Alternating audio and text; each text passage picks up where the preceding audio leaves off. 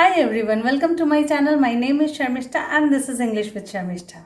Today's video is going to be a practice video for your prepositions. I will give you paragraphs in English where the prepositions will not be given. You have to fill the prepositions by yourself. I will give you some time to do it. Then I am going to give you the solved results and you can match them with your own answers. So I hope you are getting what I am going to do today and what you are supposed to do. So let's get started. Look at the first paragraph. Many years ago, a priest lived blank a village. He taught young boys blank the village. One day, a washerman was returning home blank his donkey. The washerman decided to take rest blank the same tree where the priest was teaching the young boys. So observe the paragraph, the clock is ticking. How can you express the relation of the priest and the village? Try to solve it. I am giving some more time. It was easy. Look at the answer. Many years ago, a priest lived in a village. He taught young boys of the village. One day, a washerman was returning home with his donkey.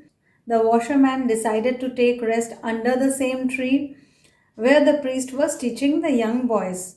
So, the priest was living in the village, that is inside the village, and the boys whom the priest used to teach were of the village. The boys belonged to the village. When he decided to take a rest, he might be resting under a tree, under the shade of a tree. So this exercise is done. I hope you have done all correct. Let's move on to the next paragraph.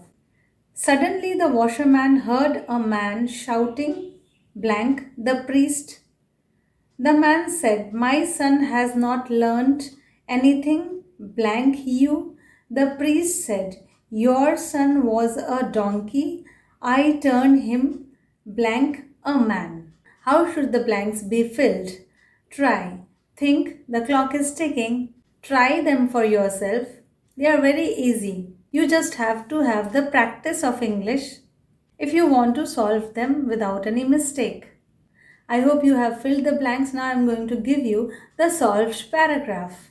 Suddenly the washerman heard a man shouting at the priest. When you are shouting towards someone, at is used. So he was shouting at the priest. My son has not learnt anything from you.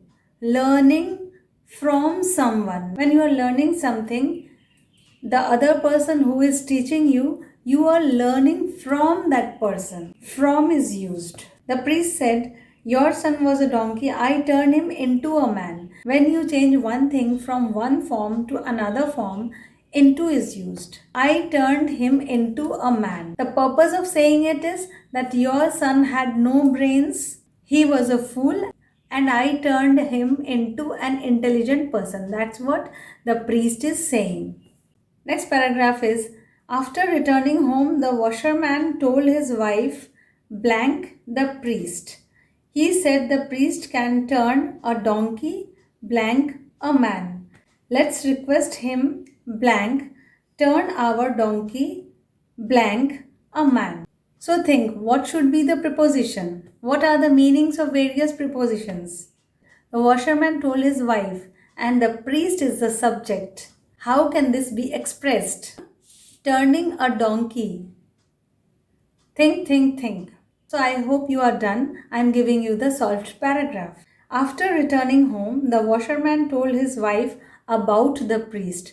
About. The subject is the priest. He said the priest can turn a donkey into a man. When one thing changes one form to another form, into is used. Let's request him to turn our donkey into a man. Again, into will be there. Now let's come to our last exercise for today. The couple went blank, meet the priest, standing blank the door.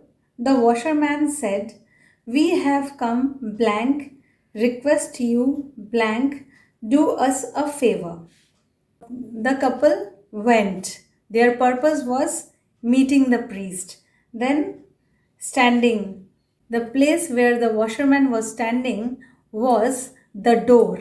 They came. The purpose of coming was requesting the priest and the purpose of the request was doing a favor.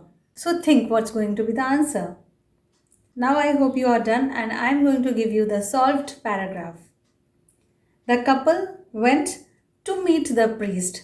Purpose. Whenever there is a purpose, you can use to. There are also other prepositions to use, but when the sentence is like this, when there is a verb in its original form, you have to use to. Now standing at the door. The door is the position where the washerman was standing. So at will be used. We have come to request. Requesting is the purpose. Like meeting is the purpose. To meet, to request. Requesting is the purpose. Request you to do us favor.